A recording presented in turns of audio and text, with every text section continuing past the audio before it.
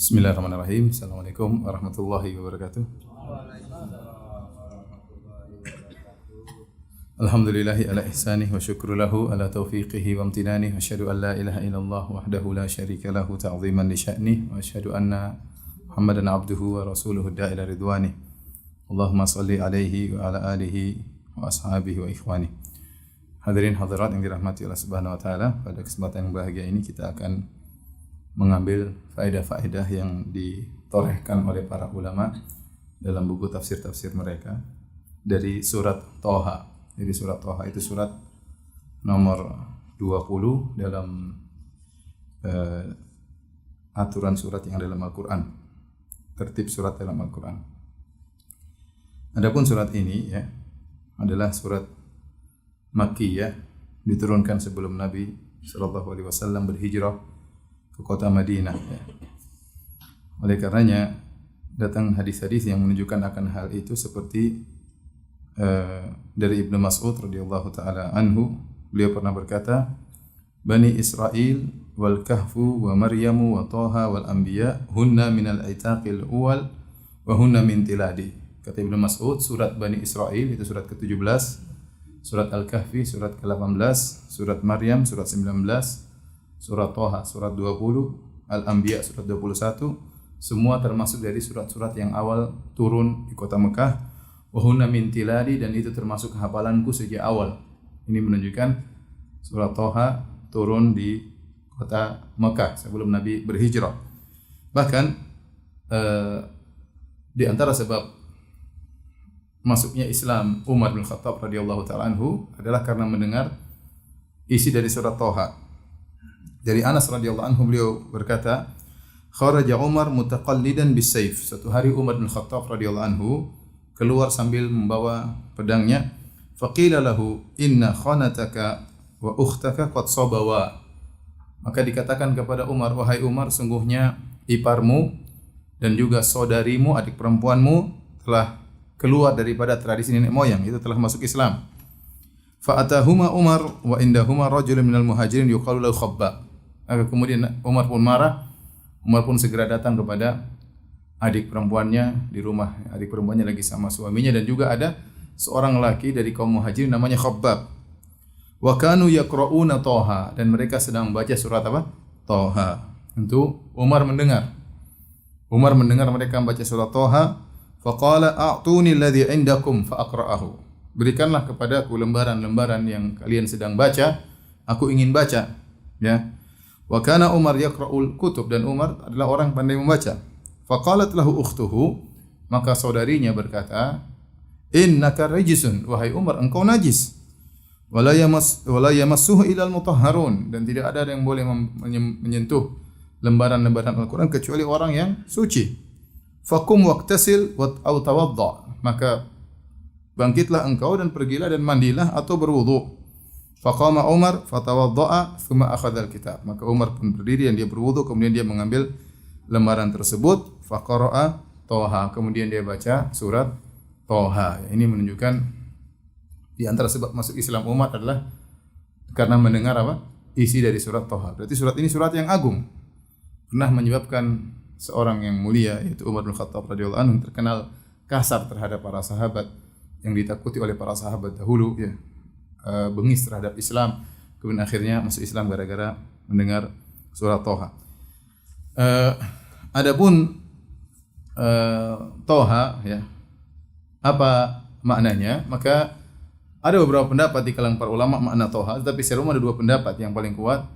Pendapat pertama mengatakan bahwasanya Thaha maknanya dalam sebagian bahasa dari kabilah Arab, Thaha artinya ya rajul, itu artinya wahai sang lelaki. Ya, wahai sang lelaki. Thaha maknanya wahai sang lelaki. Ini pendapat pertama. Pendapat kedua, pendapat yang dipilih oleh banyak ulama, seperti dipilih oleh Abu Hayyan, kemudian Ibnu Al-Qayyim, Al-Qasimi, As-Sa'di, Ibnu Ashur, Shinqiti rahimahumullah taala. Mereka mengatakan Thaha tidak ada maknanya, tetapi dia termasuk dari al-huruf al-muqatta'ah, huruf-huruf yang terpotong-potong yang didatangkan di awal surat, sama seperti alif lam mim, sama seperti alif lam ra. yang di mana huruf-huruf tersebut tidak dibaca sebagai satu suku kata, tetapi dibaca sebagai huruf. Contohnya alif lam mim tidak dibaca alam, tapi dibaca alif lam mim. Seperti Yasin tidak dibaca Yas, tapi dibaca Yasin.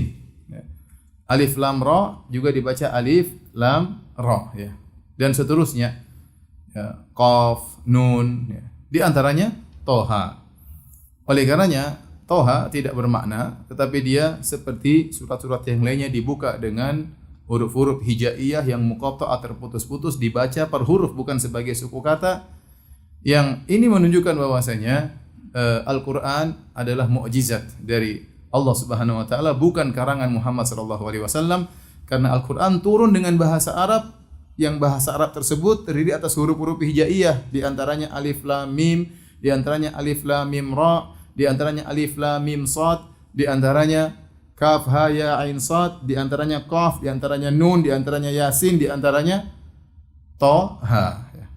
Yang kalian wahai orang-orang musyrikin, kalian mahir berbahasa Arab, kalian pandai berbahasa Arab, ya, namun kalian tidak bisa mendatangkan seperti Al-Qur'an. Seandainya Al-Qur'an ini karangan Muhammad sallallahu alaihi wasallam, kalian bisa tiru, karena potensi yang dimiliki oleh Muhammad dimiliki juga oleh kalian. Bahkan Muhammad tidak bisa baca, tidak bisa tulis. Potensi kalian untuk mengarang lebih besar daripada Muhammad sallallahu alaihi wasallam. Kalian sama-sama bisa bahasa Arab, kalian sama-sama bisa mengucapkan huruf-huruf hijaiyah. Bedanya Muhammad sallallahu alaihi wasallam tidak bisa baca, tidak bisa tulis. Kalian banyak di antara kalian bisa baca dan bisa tulis. Tetapi ternyata kalian tidak bisa mendatangkan semisal Al-Qur'an. Ini menunjukkan bahwasanya inilah titik mukjizat dari Al-Qur'an, turun dengan bahasa Arab, namun mereka tidak bisa mendatangkan semisal Al-Qur'an. Ini sering saya sampaikan dalam pengajian tentang hal ini.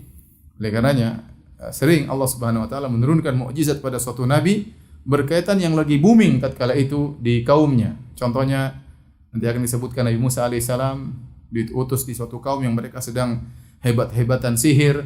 Ternyata Nabi Musa diberikan mukjizat yang mirip dengan sihir tapi bukan sihir, ya, bahkan asli, ya. Maka tongkatnya bisa berubah menjadi ular. Contohnya misalnya Nabi Isa alaihissalam diutus suatu kaum yang mereka berbangga-bangga tentang ilmu kedokteran, ilmu penyembuhan. Ternyata Nabi Isa alaihissalam bukan dokter, tidak pernah belajar ilmu kedokteran, tahu-tahu bisa menyembuhkan orang buta, menyembuhkan penyakit kusta, bahkan orang yang meninggal bisa dihidupkan oleh Nabi Isa dengan izin Allah Subhanahu wa taala. Di antaranya Nabi Yusuf alaihissalam diutus di zaman di mana orang-orang semua pakar menafsirkan mimpi. Bahkan raja tatkala bermimpi dia tanya kepada anak buahnya, karena mereka pakar-pakar menafsirkan mimpi. Ternyata ada mimpi sang raja yang tidak bisa mereka tafsirkan, yang bisa hanya siapa? Nabi Yusuf alaihi salam.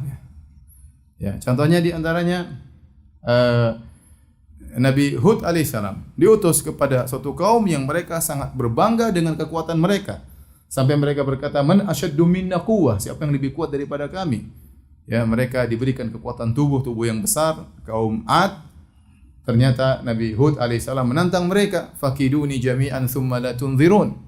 Kalau kalian mau mengganggu aku, kumpullah kalian seluruhnya, bikin makar kepadaku dan jangan tunda-tunda. Inni tawakkaltu 'ala Allahi rabbi wa rabbikum. Sungguhnya aku bertawakal kepada Allah dan kepada Rabbku dan Rabb kalian. Ternyata mereka yang begitu kuat-kuat bersatu padu tidak bisa membuat makar kepada Nabi Hud alaihissalam. Allah berikan kekuatan yang luar biasa kepada Nabi Hud yang membuat mereka gentar untuk berani berbuat makar kepada Nabi Hud alaihissalam. Ya, jadi demikian ya, mukjizat turun berdasarkan sesuatu yang booming tatkala itu dan sang nabi mengungguli. Di antaranya Al-Qur'an turun di masa yang dimana orang-orang bangga dengan bahasa Arab, bangga dengan syair-syair mereka, bangga dengan balaghah-balaghah mereka, dan mereka pandai bahasa Arab, ternyata mereka tidak mampu yang mendatangkan semisal Al-Qur'an. Ini di antara pendapat ya, bahwasanya Toha maksudnya huruf muqatta'ah yang tidak bisa ditafsirkan karena dia bukan kata, sehingga tidak bisa disebut maknanya apa, ya, karena dibaca per huruf, bukan dibaca toh, tapi dibaca Toha. Allah alam bisawab, saya lebih condong pada pendapat yang kedua. Ya. Ada pendapat mengatakan juga Toha maksudnya nama Nabi SAW. Dan ini banyak diyakini oleh banyak orang kaum muslimin, sehingga mereka menamakan anak mereka dengan apa? Toha, Muhammad Toha, ya, Toha Junaid kata mereka. Dan ini pendapat sebagian ulama bahwasanya Toha di antara nama-nama Nabi SAW. Namun yang benar Toha ya sama dengan yang lainnya, itu huruf muqatta'ah, dan itu bukanlah nama Nabi sallallahu alaihi wasallam, ya. Kenapa? Karena pertama, tidak ada dalil yang menunjukkan Toha adalah nama apa? Nabi sallallahu alaihi wasallam. Tidak ada hadis yang sahih, enggak ada.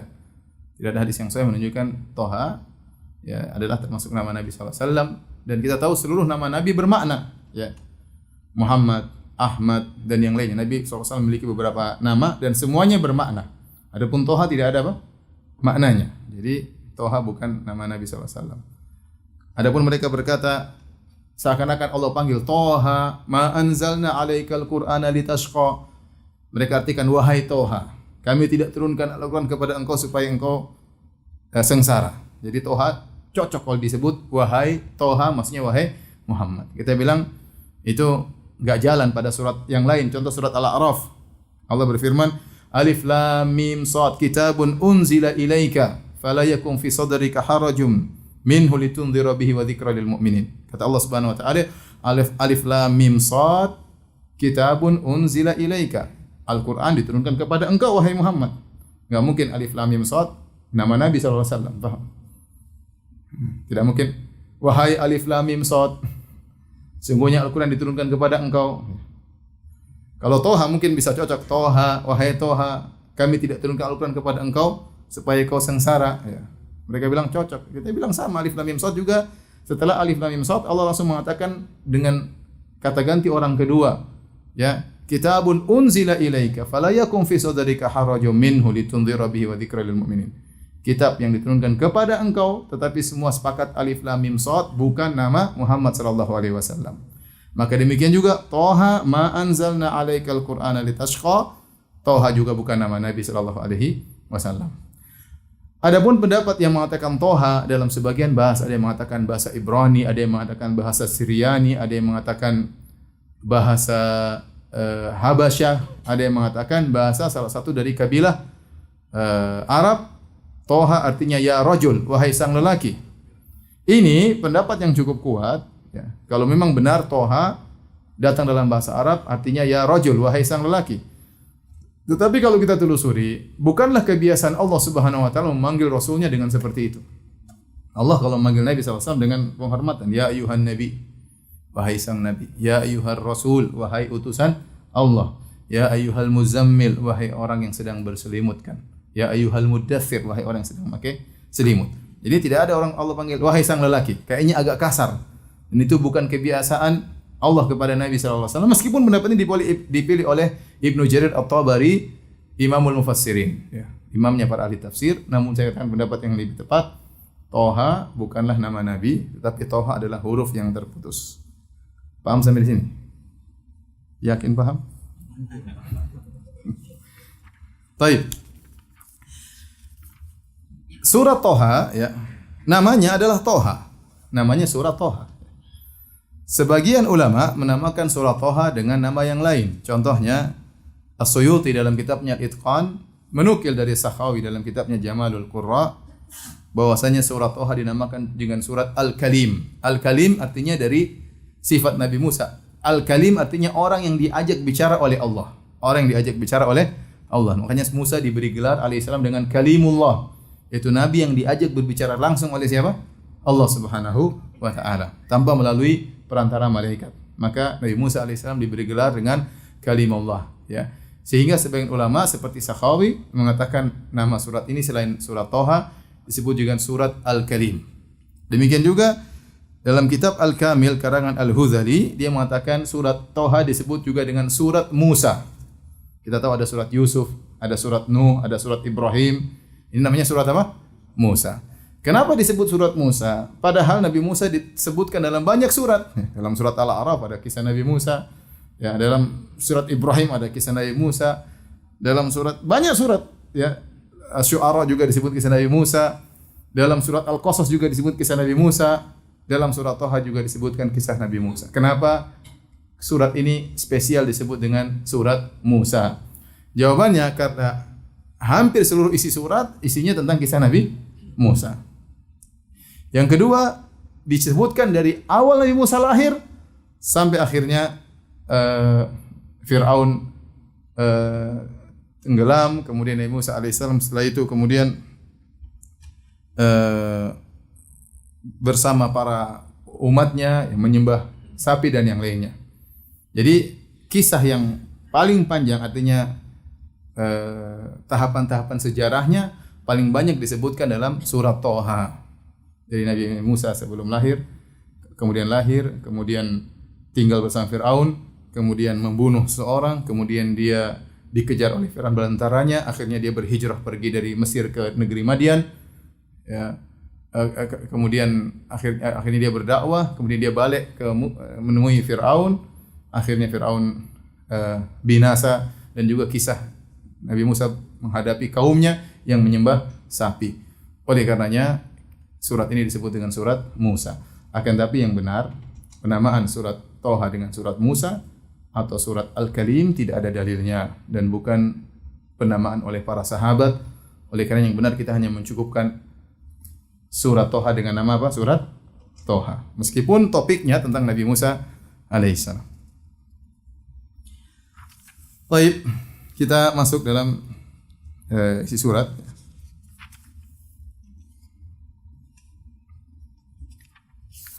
Ibnu Taimiyah rahimahullah dalam kitabnya Nubuwat mengatakan nabi yang paling banyak diulang-ulang dalam Al-Qur'an Nabi Musa, kisah Nabi Musa.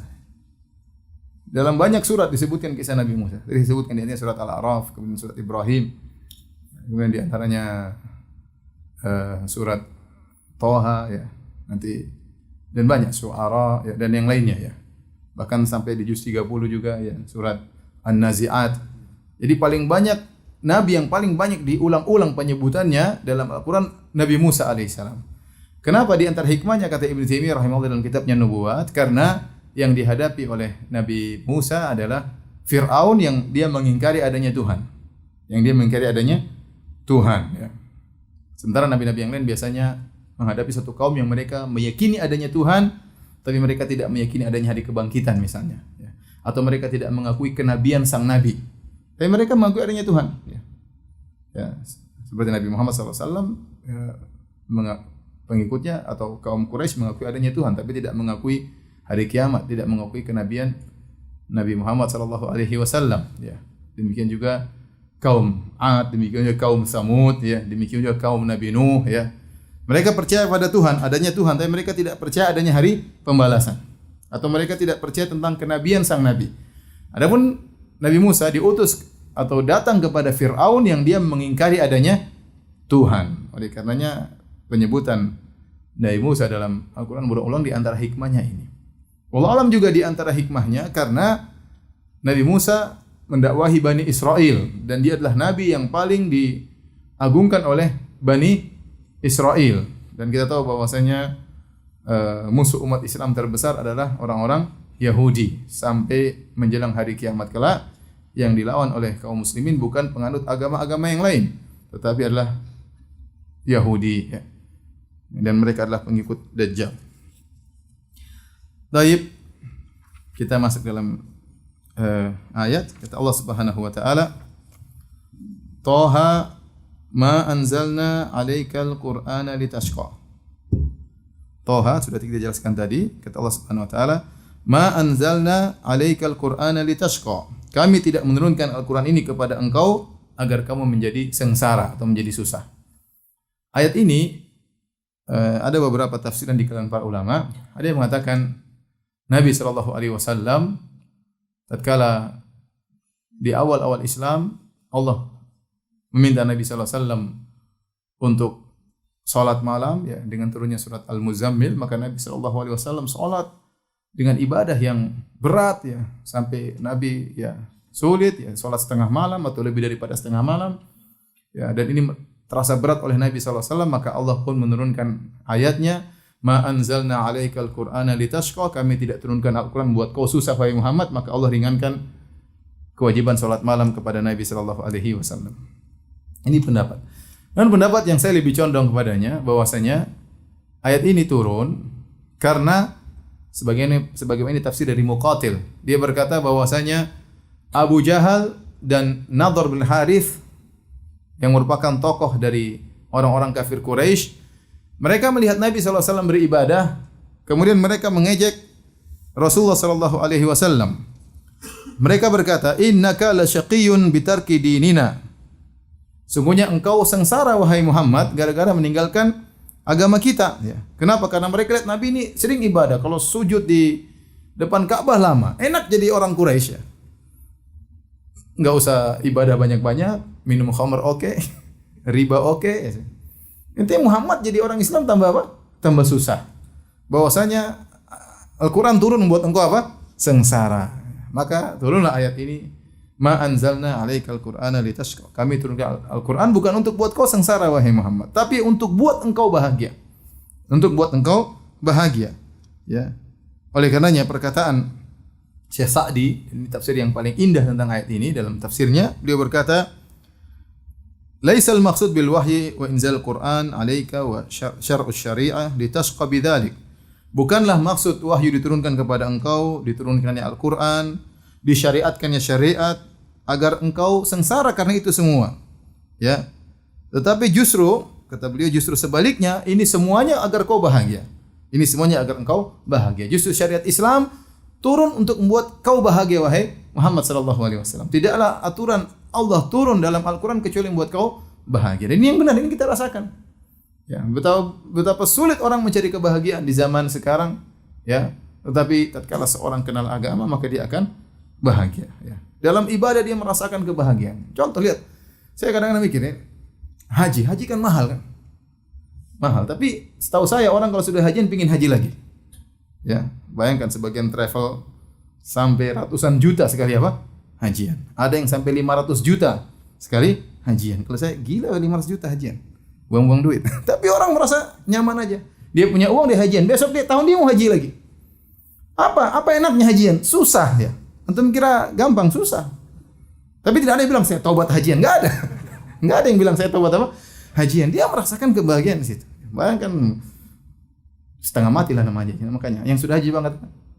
Yang sudah haji angkat tangan. Kasihan belum haji. Sengsara haji. Tapi subhanallah di situ orang merasakan kebahagiaan. Orang susah-susah bangun malam, kemudian sholat, mengalahan ngantuk. Tapi ada kebahagiaan dia rasakan ya. Yang tidak dirasakan oleh mereka yang kemudian mencari kelezatan dengan berzina, dengan macam-macam, minum khamar. Kelezatan dia dapatkan, tapi kebahagiaan enggak, hatinya kering. Musik lezatnya, orang dengar musik goyang lezat, tapi tidak bahagia, tahu-tahu bunuh diri. Kalau memang musik adalah penyebab kebahagiaan, maka orang yang paling pakar main musik semakin banyak nyanyi semakin bahagia, tapi kenyataannya tidak. Kenyataannya tidak, banyak pemusik bunuh diri. Banyak pemusik yang akhirnya tidak puas, akhirnya dia gandengkan dengan khamar, dia gandengkan dengan zina, dia gandengkan dengan narkoba, dia belum dapat kebahagiaan. Ya, dan itu terjadi. Oleh karenanya, syariat Islam meskipun dituduh oleh orang-orang non-muslim adalah syariat yang susah, sebenarnya tidak, karena seluruh ayat, seluruh syariat memberikan solusi dan kebahagiaan. Memang benar ada beban, tapi di balik pembebanan tersebut ada kebahagiaan. Kita disuruh sholat 5 waktu, ya ada beban harus pergi, tapi Allah lebih tahu tentang manusia, disitulah kebahagiaan apa? Manusia. Ya. Makanya orang-orang kafir ngejek Muhammad, ente susah sekarang, coba sujud di pasir setengah mati, di bawah terik matahari. Coba kalau jadi orang musyrik seperti kita, santai, minum khamr oke, zina oke, riba oke, ya santai aja. Ente menderita, kasihan Muhammad. Maka Allah turunkan ayatnya untuk membela. Oleh karenanya banyak orang-orang kafir tidak mau masuk Islam karena dia terkadang lihat dari awal masuk Islam susah. Belum apa-apa sudah suruh sunat. Masuk Islam sunat, kemudian berzakat, kemudian sholat 5 waktu ya. Saya sudah pernah cerita tentang ada seseorang masuk Islam, datang kepada seorang yang soleh. Saya mau masuk Islam, gimana caranya? Dia bilang, pergi ke si fulan lebih soleh daripada saya, tanya gimana cara masuk Islam. Akhirnya pergilah kepada salah seorang. Orang ini tidak mau ini orang masuk Islam. Waktu ditanya, gimana saya mau masuk Islam? Kata dia, ente ngapain masuk Islam? Ente masuk Islam, ente disunat. Tahu enggak? Sakit sunat. Terus ente diambil zakat. Ente harus haji. Tahu duit berapa mau haji? Kemudian ente harus gini, ente harus gini, ente harus gini. Akhirnya orang ini tidak mau masuk Islam. Gara-gara ditakut-takutin.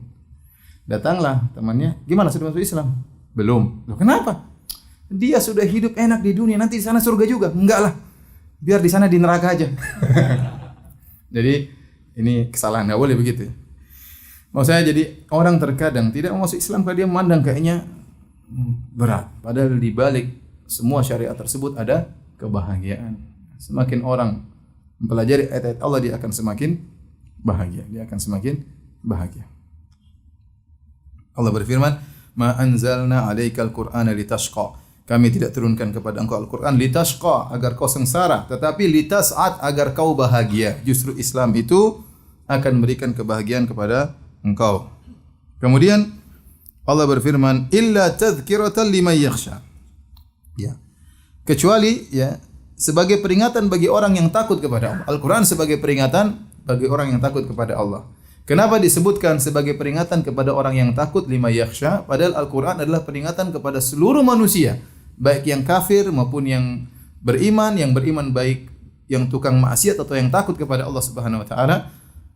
Umum untuk siapa saja Al-Qur'an, tetapi kenapa dikhususkan illa tadhkiratan liman yakhsha?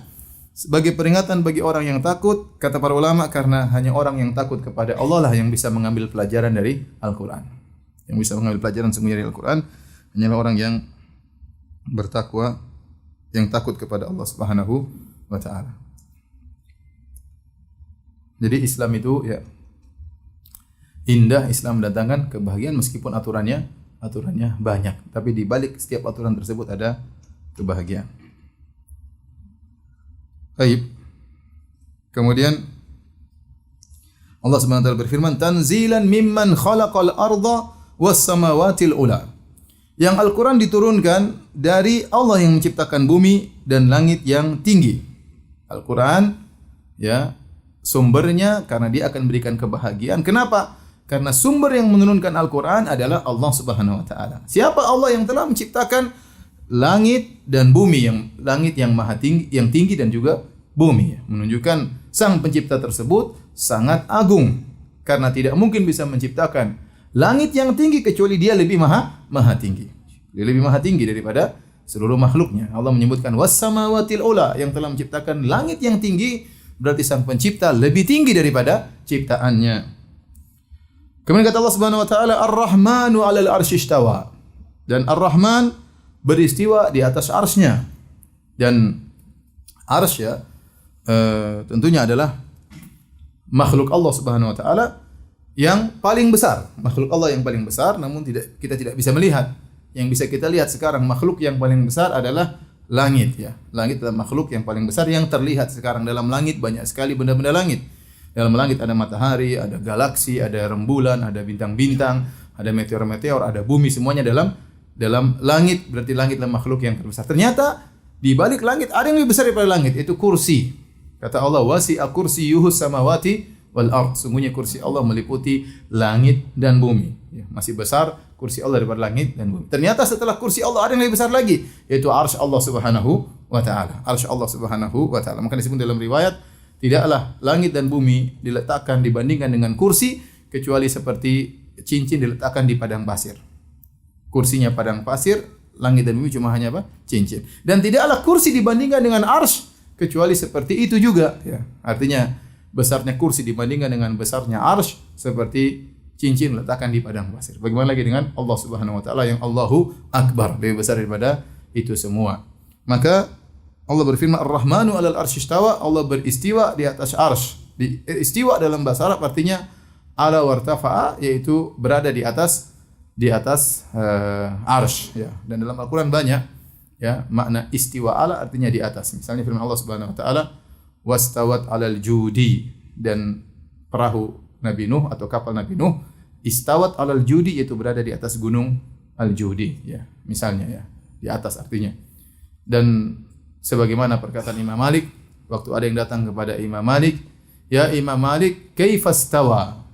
Ar-Rahmanu 'alal arsy istawa, kaifastawa? Allah berfirman, Allah beristiwa di atas arsy.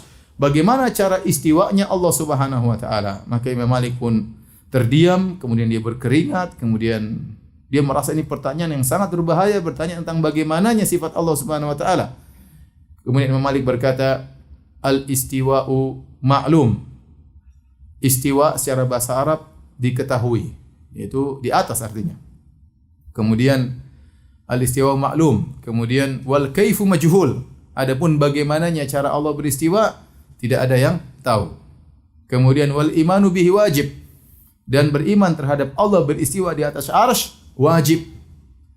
Wasu'alu anhu bid'ah, dan bertanya bagaimananya bid'ah, tidak boleh, ya. Karena tidak ada yang tahu. Kemudian Imam Malik mengatakan, akhriju hadzal rajul aw akhriju hadzal mubtadi', keluarkan ahlul bid'ah ini dari majelisku. Imam Malik marah. Kenapa? Dia bertanya tentang bagaimana sifat Allah Subhanahu wa taala. Pertanyaan tidak masuk akal. Karena tidak mungkin seorang mengetahui bagaimana sifat Allah kecuali setelah mengetahui bagaimana zat Allah. Sebagaimana kaidah dalam asma sifat, al-kalam fi sifat kal kalam fi dzat, atau al-kalam fi sifat far'un an al-kalam fi dzat. Pembicaraan tentang bagaimananya sifat adalah cabang tentang bagaimananya zat. Kalau kita tahu bagaimananya zat, kita akan tahu bagaimana sifat zat tersebut. Tapi kalau kita tidak tahu bagaimananya zat tertentu, kita tidak tahu bagaimana sifat zat tersebut. Makanya kalau kita bilang Allah punya tangan, orang yang bertanya bagaimana tangan Allah, kita bilang bagaimana Allah. Kamu tahu enggak bagaimana Allah? Kalau kamu tahu bagaimana Allah, kau akan tahu bagaimana tangannya Allah. Tapi kalau kau tidak tahu bagaimananya Allah, maka kau tidak akan tahu bagaimana tangannya Allah Subhanahu wa taala. Untuk mengetahui bagaimananya Allah beristiwa di atas arsy, ada tahapan yang harus kita penuhi. Persyaratannya untuk mengetahui bagaimananya Allah beristiwa di atas arsy. Yang pertama, Anda harus tahu Allah bagaimana dulu. Allah bagaimana dulu, baru Anda bisa membayangkan bagaimana istiwanya. Yang kedua, setelah itu Anda harus tahu bagaimana arsy. Setelah Anda tahu bagaimana arsy, Anda bisa membayangkan bagaimana istiwanya Allah di atas apa? Arsy. Kalau Anda tidak tahu yang pertama dan yang kedua, Anda tidak bakalan tahu bagaimana Allah beristiwa. Selesai. Ya. Jadi kita bilang beriman, Allah beristiwa di atas arsy. Maka adapun bagaimana tidak ada yang tahu. Berbeda dengan penafsiran dari sebagian ahlul bidah atau sebagian ulama yang tergelincir dalam hal ini, mereka mengatakan Ar-Rahmanu 'alal arsy istawa, artinya Allah menguasai arsy, dan ini salah, ya. Karena seakan-akan Allah sebelumnya belum menguasai apa? Arsy, ya. Karena dalam sebagian ayat tsumma stawa 'alal arsy, kemudian Allah beristiwa di atas arsy. Kalau artinya kemudian Allah menguasai arsy, berarti sebelumnya arsy belum dikuasai oleh Allah, dan ini tidak masuk akal. Yang ciptakan arsy adalah Allah Subhanahu wa taala. Bagaimana Allah belum menguasainya baru kemudian menguasainya? Faham? Jadi yang benar, Allah beristiwa di atas arsy, artinya Allah ada di atas arsy, ya. Adapun bagaimananya tidak ada yang tahu. Otak kita sangat rendah, banyak hal yang tidak kita ketahui. Jangan kalau akal kita tidak bisa nangkap, akhirnya kita tolak ayat tersebut atau kita takwilkan ayat tersebut dengan pentakwilan yang mengakibatkan perendahan kepada Allah Subhanahu wa taala. Contohnya tadi menafsirkan istiwa dengan istilah menguasai. Kemudian Allah menguasai arsy. Apa kelasimannya? Kelasiman berarti arsy sebelumnya belum dikuasai. Ini tentunya pembahasan dalam asma sifat banyak, ya, saya hanya singgung sedikit. Sebenarnya banyak yang bisa disampaikan, perlu pengajian khusus. Tapi suatu saat mungkin kita akan bahas. Intinya kata Allah Subhanahu wa taala, Ar-Rahmanu 'alal arsy istawa. Allah beristiwa di atas arsy. Kemudian kata Allah Subhanahu wa taala, lahu ma fis samawati wa ma fil ardi wa ma bainahuma wa ma tahta tsara. Sungguhnya milik Allah sajalah apa yang di langit dan apa yang di bumi dan apa yang di antara keduanya, wa ma tahta tsara, dan apa yang ada di bawah tanah, ya. Jadi kaitannya ayat ini dengan ayat sebelumnya. Jadi maksudnya kita harus tahu apa kaitan ayat setelahnya dengan ayat sebelumnya. Intinya Allah ingin menjelaskan, wahai Muhammad, aku turunkan Al-Quran kepada engkau bukan untuk menjadi sengsara. Tapi Al-Quran aku turunkan kepada engkau agar engkau bahagia. Tahukah kau siapa yang turunkan Al-Quran ini? Al-Quran adalah yang menurunkannya adalah pencipta langit dan bumi, yang berada di atas arsy. Lahu ma fis samawati ma fil ard, yang dia menguasai segalanya. Dia mengetahui apa yang menguasai, ya, apa yang di langit dan apa yang di bumi. Wa ma bainahuma, dan apa yang ada di antara langit dan antara di bumi. Apa yang di langit kita enggak tahu apa. Banyak sekali makhluk yang ada di langit. Kita baru melihat langit dunia. Langit kedua kita enggak tahu isinya apa. Langit ketiga kita enggak tahu isinya apa, sampai langit ketujuh. Ya, langit pertama yang kita lihat saja sudah benar-benar membuat kita kagum dengan ciptaan Allah Subhanahu wa taala. Kata Allah, lahu ma fis samawati. Bagi Allah, milik Allah semua yang ada di langit. Wa ma fil ard, dan seluruh yang ada di bumi. Banyak sekali yang ada di bumi ini, banyak sekali. Ada di bumi, di hutan-hutan, di lautan, di dasar laut, semuanya di bumi. Ya. Wa ma bainahuma, dan apa yang ada di antara langit dan bumi. Mungkin ada benda-benda apakah. Semuanya milik Allah Subhanahu wa taala. Kemudian kata Allah, wa ma tahta tsara, dan demikian juga apa yang di dalam bumi. Ya, as-tsara itu dia mengatakan tanah yang basah. Tanah yang di atas ini kering, di bawahnya ada yang basah. Di bawah itu semua dengan berbagai macam benda-benda yang ada di dalam bumi dan perut bumi, semuanya milik siapa? Milik Allah Subhanahu wa taala. Itulah zat yang telah menurunkan Al-Qur'an. Enggak mungkin zat seperti ini menurunkan Al-Qur'an buat kau sengsara wahai Muhammad. Engkau salah satu dari ciptaan Allah. Ya. Allah yang lebih tahu tentang kita daripada kita sendiri.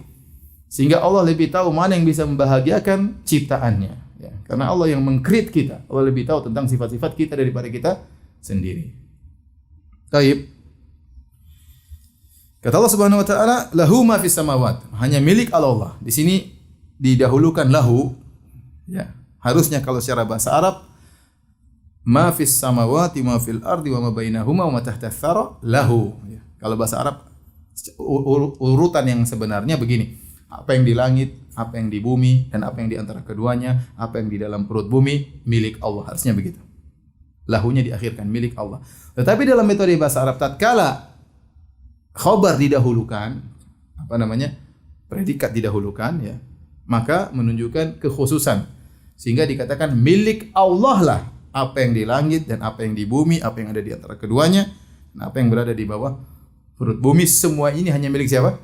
Milik Allah. Enggak ada milik selain Allah Subhanahu wa taala. Kenapa? Karena Allah menciptakan alam semesta sendirian. Tidak ada yang membantu Allah Subhanahu wa taala. Allah tidak pernah memberikan sebagian daerahnya untuk makhluk, ya. Ya, Allah tidak memberikan hak otonomi kepada siapapun. Semua alam semesta ini hanyalah milik Allah Subhanahu wa taala. Maka Allah berkata, "Wa in tajhar bil qawli fa innahu ya'lamu sirra wa akhfa." Kalau engkau, ya, menjaharkan, itu mengeraskan ucapanmu bil qauli fa innahu ya'lamu sirra wa akhfa, sungguhnya Allah mengetahui apa yang disembunyikan, wa akhfa, dan apa yang lebih disembunyikan lagi. Asir maksudnya rahasia, ya, atau ucapan yang pelan, ya. Akhfa apa yang lebih rahasia daripada itu. Apa kaitannya ayat ini dengan ayat sebelumnya? Jadi Allah menjelaskan bahwasanya Allah yang menciptakan alam semesta ini seluruhnya, ya. Di langit, di bumi, antara keduanya, isi perut bumi, semuanya Allah ciptakan. Dan Allah mengetahui tentang seluruh ciptaannya. Termasuk engkau wahai Muhammad, termasuk kalian seluruh manusia. Karena kalian semua adalah ciptaan Allah. Kalian bisik-bisik pun Allah tahu apa yang kalian bisikkan. Apa yang kalian sembunyikan dalam dada kalian, Allah pun tahu. Karena kalian ciptaan siapa? Allah Subhanahu wa taala. Ini berbeda dengan makhluk. Makhluk terkadang menguasai banyak hal, tapi dia tidak mengerti tentang apa yang terjadi pada kekuasaannya. Contoh raja. Ya. Raja mungkin punya kekuasaan yang luas, punya anak buah yang luas. Menterinya berkhianat pun dia tidak tahu. Ya. Istrinya berkhianat pun terkadang dia tidak tahu. Kita punya perusahaan, misalnya perusahaan pegawai banyak. Kita nggak tahu tentang anak buah kita. Kita paling punya staff-staff, direksi-direksi, jadi mungkin kita tahu. Itu pun kita tidak tahu secara umum, kita tahu secara global. Boleh pulang ke rumah kita nggak tahu dia ngapain. Ya, artinya itulah manusia punya kekurangan. Dia menguasai sesuatu, tapi dia tidak mengetahui ilmu tentang segala sesuatu yang dia kuasai tersebut. Ya. Adapun Allah, semua yang Allah ciptakan, Allah ngerti tentang apa yang diciptakan. Makanya kata Allah, "Wa ma tasqutu mi waraqatin illa ya'lamuha." Tidak ada satu daun pun yang jatuh, yang gugur, kecuali Allah tahu tentang daun tersebut. Kenapa? Karena daun ciptaan Allah Subhanahu wa taala. Karena antum ini ciptaan Allah, bukan? Kita ngomong apa, kita diam-diam, kita bisik-bisik di hati, Allah tahu karena kita ciptaan Allah. Makanya Allah mengatakan, "Ya'lamu kha'inatal a'yun wa ma tukhfi sudur." Allah tahu pengkhianatan lirikan mata. Wa ma tukhfi sudur, dan apa yang disembunyikan oleh dada manusia. Makanya Allah mengatakan, "Wa in tajhar bil qaul," kalau kau keraskan suaramu atau kau disembunyikan, bisik-bisikan, fa innahu ya'lamu sirra, sesungguhnya Allah tahu tentang rahasia bisik-bisik tersebut, ya, wa akhfa, dan Allah lebih tahu tentang yang lebih samar daripada itu. Ini ada beberapa pendapat di kalangan para ulama, maksudnya yang lebih samar. Ada yang mengatakan yang baru diniatkan meskipun belum diomongin, Allah sudah tahu. Bahkan kata sebagian ulama yang belum diniatkan akan diniatkan, Allah juga tahu karena Allah tahu masa depan. Ya, jadi akhfa di sini adalah isim tafdhil, artinya yang lebih samar, lebih rahasia, Allah pun tahu, dan ini menunjukkan keluasan ilmu Allah Subhanahu wa taala. Kemudian Allah berfirman, "Allahu la ilaha illa huwa lahul asmaul husna." Dialah Allah Subhanahu wa taala yang tidak ada yang berhak disembah kecuali Allah, Lahul asmaul husna. Dialah yang memiliki nama-nama yang terindah. Dialah Allah yang memiliki nama-nama terindah. Jadi, dalam ayat-ayat ini Allah mengatakan tidak ada yang berhak disembah kecuali siapa? Allah. Kenapa tidak ada yang berhak disembah kecuali Allah? Karena Allah memiliki nama-nama Allah yang terindah. Di antara sebab kita hanya boleh beribadah kepada Allah karena dialah Allah yang memiliki al-asmaul husna, nama-nama yang terindah. Nama-nama yang terindah ini menjadikan sebab kita harus hanya menyembah kepada Allah. Kenapa? Karena setiap nama Allah mengandung sifat. Setiap nama Allah mengandung sifat. Misalnya Al-Khaliq berarti Allah yang menciptakan. Al-Alim berarti Allah mengetahui segala sesuatu. Al-Khabir Allah mengetahui yang detail-detail. Ar-Razzaq Allah yang berikan apa? Rizki, ya. Allah yang mengatur alam semesta, ya. Semuanya. Ya. Al-Muhyi, Al-Mumit Allah yang menghidupkan, Allah yang mematikan, ya. Semua. Al-Mutakabbir ialah Allah yang maha sombong, tidak ada yang berhak sombong kecuali Allah karena selain Allah tidak ada yang memiliki secara hakiki, ya. Setiap nama-nama Allah mengandung sifat yang maha agung. Dialah Al-Ali, ya. Apa namanya? Yang maha tinggi, ya. Dialah Al-Akbar yang maha besar, ya, yang maha agung. Dialah Al-Azim yang maha agung. Ini nama-nama Allah semuanya, ya. Ya. Maka karena Allah yang memiliki nama-nama terindah tersebut, maka hanya Dia yang berhak untuk disembah. Oleh karenanya nama-nama Allah disebut dengan Al-Asma Al-Husna, yaitu nama-nama yang sampai pada puncak terindah. Yang jelas maksudnya bukan nama-nama indah Allah, tapi nama-nama terindah. Nama-nama Allah yang terindah, ya. Nama-nama Allah yang terindah. Kata para ulama, di antara keindahan nama Allah Subhanahu wa taala yaitu pertama, setiap nama Allah menunjukkan atas pujian. Bahwasanya dengan nama-nama tersebut Allah dipuji. Al-Ghafur yang maha menerima taubat, At-Tawwab yang Al-Ghafur yang maha mengampuni, At-Tawwab yang maha menerima taubat, Ar-Razzaq, ya, Al-Khabir. Semua nama-nama Allah itu menunjukkan pujian kepada Allah Subhanahu wa taala. Di antara keindahan nama Allah Subhanahu wa taala. Di antara keindahan nama Allah hanya bukan sekedar nama, tapi dia mengandung makna. Dia mengandung makna. Tadi Al-Ghafur bukan sekedar Ghafur, tapi Ghafur memiliki sifat Ghufran atau sifat maghfirah. Ya. Ya, seperti itu. Seperti Al-Alim mengandung sifat Al-Ilm yang sangat luas. Seperti Al-Khaliq Maha Pencipta mengandung makna Al-Khalq yaitu penciptaan. Kemudian juga sifat-sifat yang dikandung oleh setiap nama mencapai pada puncaknya, yaitu makanya kita terjemahkan dengan Maha. Ya. Kita terjemahkan dengan ada kata apa? Maha untuk membedakan kita manusia dengan Allah Subhanahu wa taala. Kemudian di antara keindahan nama Allah, Allah menjadikan nama-nama Allah sebagai wasilah untuk berdoa dengannya. Kata Allah, walillahil asmaul husna fad'uuhu biha. Allah memiliki nama-nama yang terindah, maka berdoalah dengan nama-nama tersebut. Maka di antara sebab doa dikabulkan, sebelum kita meminta kepada Allah, kita bertawasul dengan nama-nama Allah. Ya. Kita mengenal Al-Fardus Samad, alladzi lam yalid wa lam yulad. Kita minta kepada Allah Subhanahu wa taala. Kita mengatakan Al-Ghafur, Ar-Razzaq, Ar-Rahim, Ar-Rahman. Rahmatilah aku misalnya.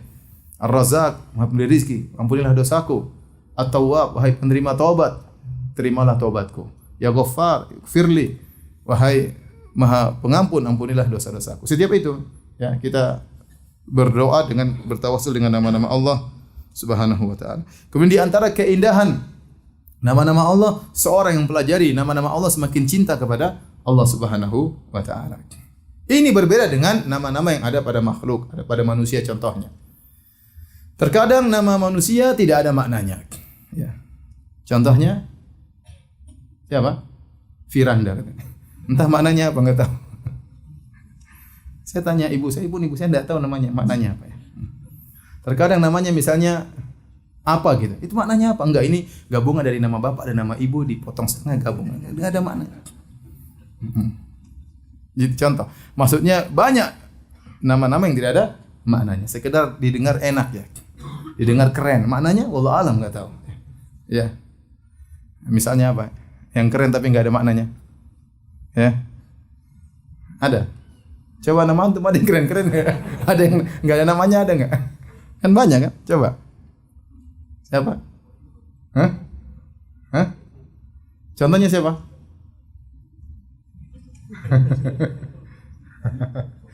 Hah? Masa enggak ada? Banyak kan? Intinya begitu. Jadi banyak manusia namanya keren tapi nggak ada maknanya. Kemudian banyak manusia namanya ada tidak sesuai dengan dirinya. Ya. Contohnya namanya Saleh tapi pencuri. Saleh.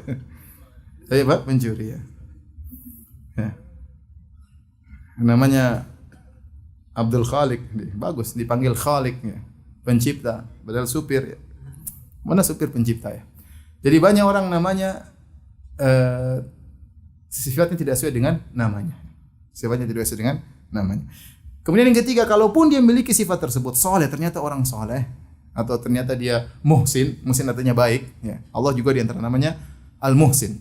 Ada orang manusia namanya muhsin, dia baik, tapi kebaikannya pun tidak seperti kebaikan Allah Subhanahu Wa Taala. Ada orang mungkin namanya rahim, tetapi rahmat dia, kasih sayang dia tidak seperti kasih sayang Allah Subhanahu Wa Taala. Jadi dan ada orang namanya tidak sesuai dengan hakikatnya. Ya. Seperti namanya raja di raja, raja para raja, Malikul Muluk, rajanya para raja. Dipanggil diberi gelar dengan rajanya para raja. Raja para raja gimana? Dia raja apa? Enggak punya apa-apa ya. Ya dia saja raja terkadang tidak menguasai rakyatnya, apalagi menguasai kerajaan-kerajaan yang di dunia sekarang tidak ada rajanya para raja. Mana? Siapa rajanya para raja? Enggak ada.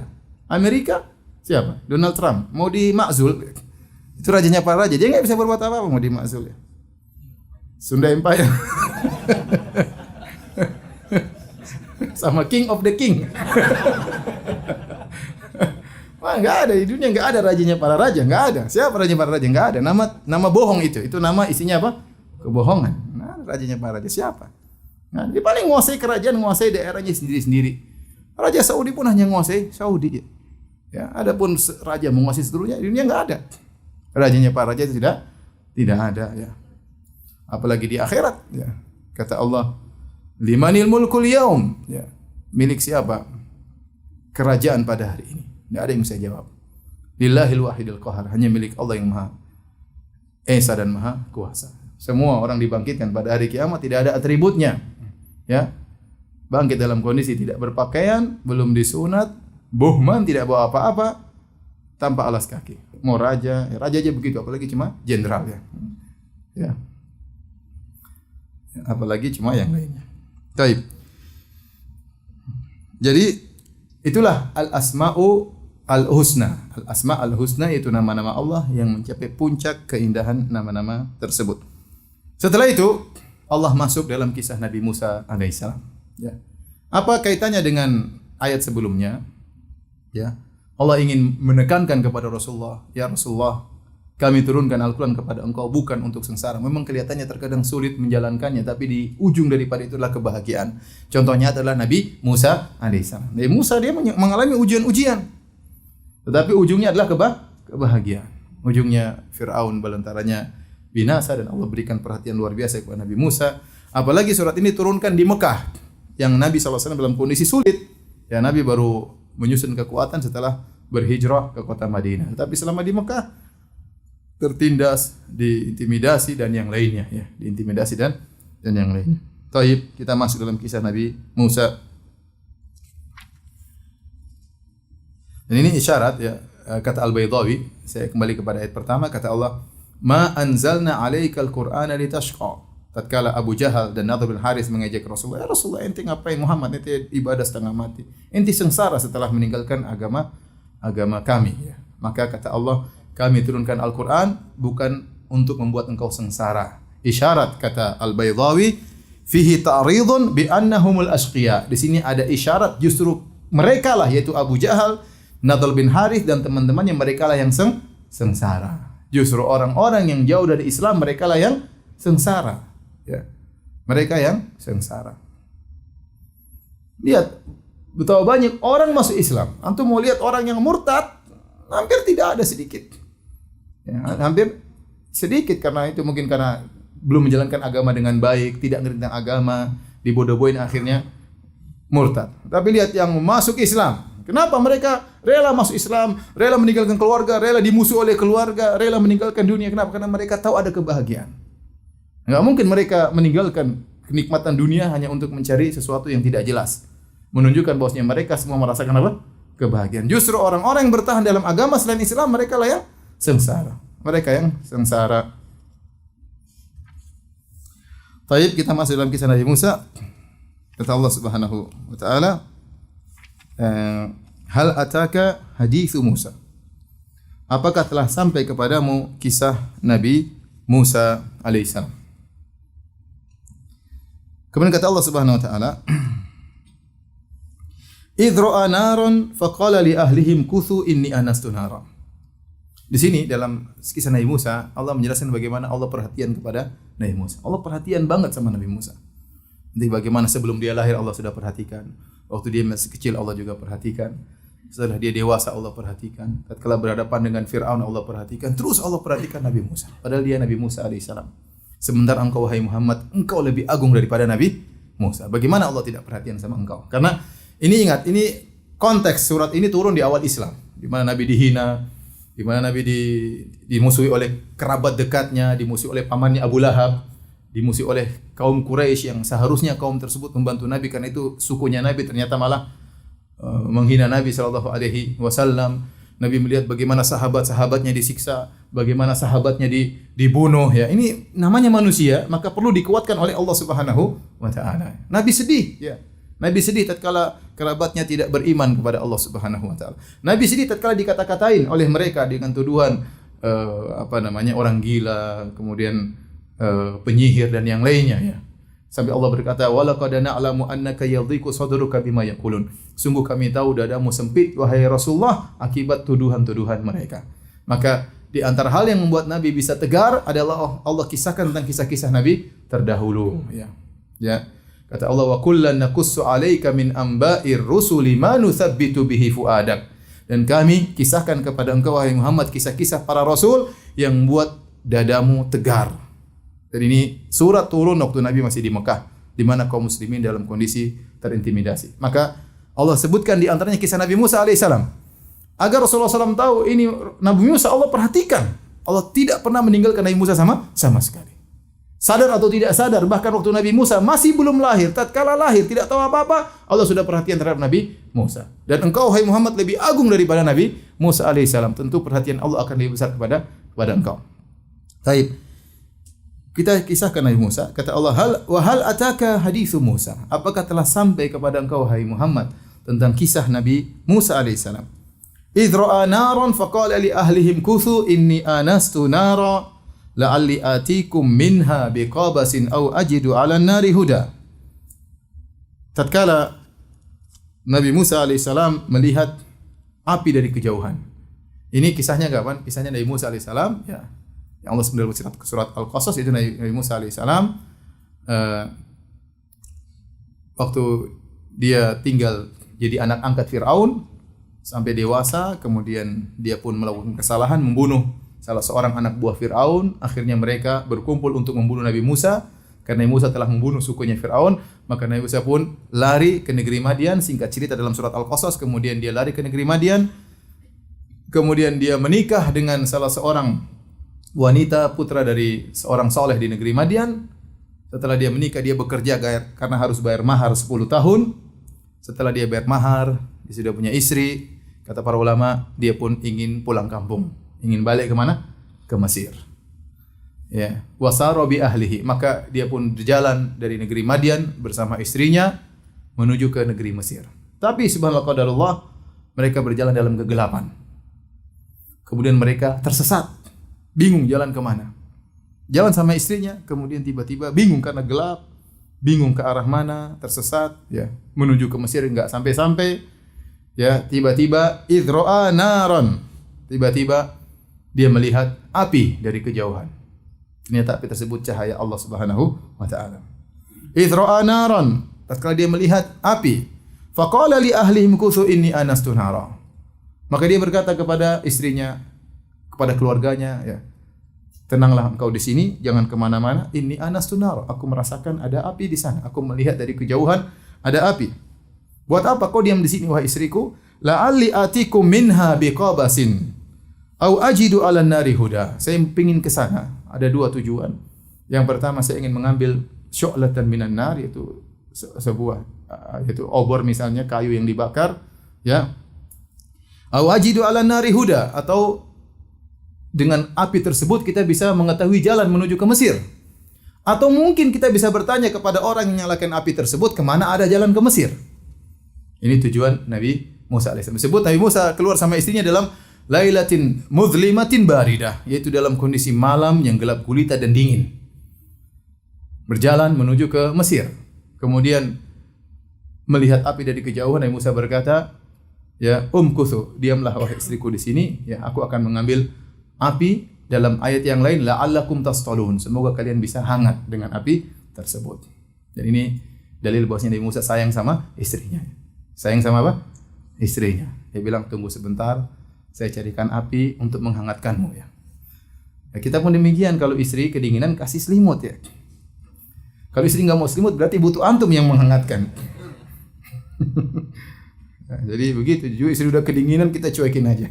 Jangan ya. Berarti harus perhatian. Sabar ya sayang. Abi mau ngambil api dulu ya. Gitu. Jangan sayang, tolong belikan bang. Abi tunggu sini, saya yang belikan ya. Jangan. Saya yang suruh tunggu, kita yang belikan buat istri kita. Bukan kita malah santai, istri kita suruh kerja ngelayani apa? Kita ya. Ada saatnya istri bekerja buat kita, ada saatnya kita bekerja untuk istri. Lihat Nabi Musa alaihissalam yang kuat dan gagah perkasa ya. Kalau mukul orang langsung mati, itu sama istrinya apa? Lembut ya.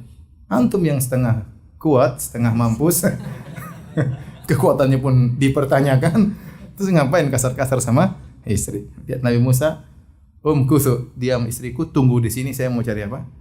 Mau cari api. Makanya perkataan indah dari Muawiyah radhiyallahu taala anhu dinukil oleh Ibnu Hajar Fathul Bari tentang para wanita, kata Muawiyah radhiyallahu anhu, yaglibnal kiram wa yaglibuhunnal li'am. Para istri itu menguasai suami-suami yang baik dan dikuasai oleh suami-suami yang buruk. Saya ulangi. Ini pembicaraan bukan buat ibu-ibu, buat bapak-bapak ya. Para istri itu yaglibna al-kiram, mereka menguasai suami-suami mereka yang baik. Wa yaglibuhunna al-li'am, dan mereka dikuasai oleh suami-suami yang buruk. Jadi kalau antum ngalah kepada istri antum, dikuasai oleh istri antum, bukan berarti antum apa?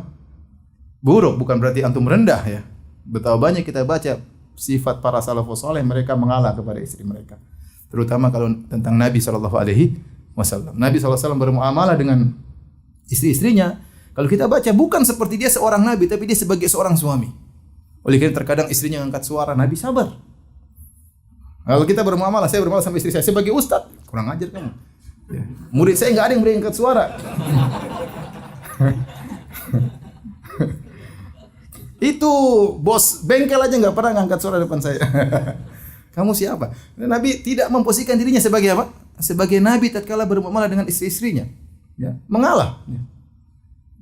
Tapi bukan bahlul kemudian dikuasai, semua harta diambil oleh istri, itu namanya bahlul ya. Kita ngalah tapi dalam kondisi pintar ya. Maksud saya jangan sampai kemudian kita ini merasa melayani istri, kita merasa hina, merasa rendah. Tidak, itulah sifat orang-orang yang mulia. Kata Muawiyah, yaglibna al-kiram wa yaglibuhunal li'am. Bahwasanya para wanita itu, para istri menguasai suami-suami yang mereka yang baik dan mereka dikuasai oleh suami-suami mereka yang buruk ya. Kalau ada istri ketakutan ketemu suaminya, itu berarti suaminya enggak beres ya. Berarti dia menguasai istrinya dengan kekerasan, dengan yang lainnya. Nabi Musa alaihissalam perhatian sama istrinya.